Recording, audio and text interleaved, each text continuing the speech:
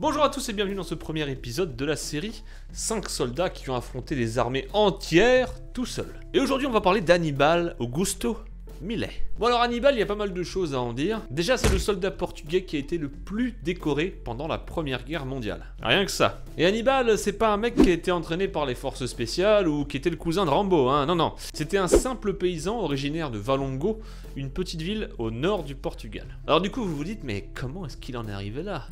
Bordel. Et pour comprendre ça, faisons un petit flashback. On est en 1916, en février plus exactement. Des navires allemands mouillaient dans pas mal de ports au Portugal.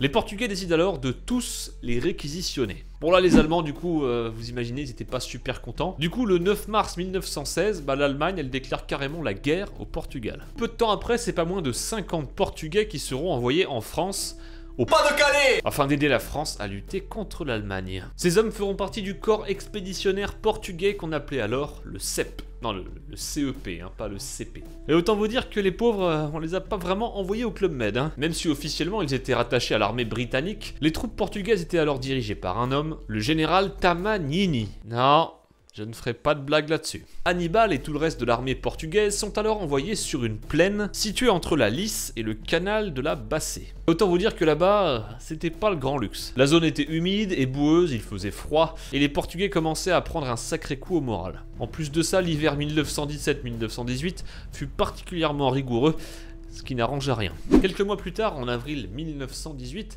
alors que les forces portugaises sont complètement épuisées, une invasion allemande se prépare. C'est le 9 avril 1918 qu'elle aura lieu. Les deux divisions du CEP, fatiguées et démoralisées, doivent alors faire face à 10 divisions allemandes, réparties sur 3 lignes de front. Bon là je vous la fais courte, en gros les soldats portugais se font balayer. On dénombrera 2000 morts, 5000 blessés et plus de 6000 soldats faits prisonniers lors de cette bataille. Et là vous vous dites sûrement, mais s'ils se sont fait ramoner, pourquoi tu nous parles de cette bataille? Il est où ce soldat super badass? Eh bien c'est justement lors de cette fameuse bataille de la Lys que Hannibal Augusto Milet va se démarquer. Pendant cette bataille, il luttera seul, avec seulement une mitraillette, face à une grosse partie de l'armée allemande. Imaginez un petit peu la scène. Les deux divisions du CEP se font déborder. Les hommes sont fatigués, démoralisés, blessés.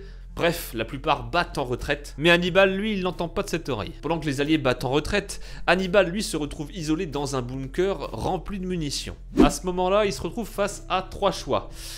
1. Se laisser tuer par l'ennemi, 2. Se faire capturer, et 3. Leur botter le cul. Hannibal prend alors son courage à deux mains, puis sa mitraillette aussi, et il commence à balayer un détachement entier d'Allemands qui étaient en train de poursuivre des soldats alliés qui essayaient de se mettre à l'abri. Du coup, tout ce bruit attira un deuxième détachement de soldats allemands qui se mettent à foncer vers la source des tirs. Au moment où les soldats allemands arrivent face à la tranchée, ils s'attendent à trouver au moins une vingtaine de soldats alliés cachés là. Au lieu de ça, ils tombent face à un seul et unique soldat, Hannibal Augusto Milet, qui était là tranquillement avec ses munitions et sa petite mitraillette. Alors après, il faut aussi vous resituer le contexte. Hannibal, niveau physique, il était plus proche d'une allumette que d'un Terminator. Du coup, les Allemands restent ébahis et ils n'en croient pas leurs yeux. Profitant de l'effet de surprise, Hannibal attrape sa mitraillette et balaye la totalité du deuxième détachement allemand. Les autres prendront la fuite, pris de panique. Bon là, c'est déjà pas mal, hein, et on va pas se mentir.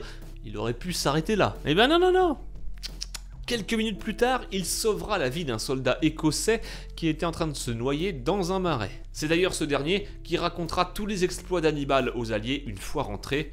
Une légende est née. Le commandant d'Hannibal lui dira par la suite: tu t'appelles Milet, mais tu en vaux des millions. Oh putain, c'est beau. Une fois la guerre terminée, vous vous dites sans doute qu'il a enchaîné sur une carrière militaire incroyable. Eh bien pas du tout. Il est rentré dans son village et il est redevenu paysan.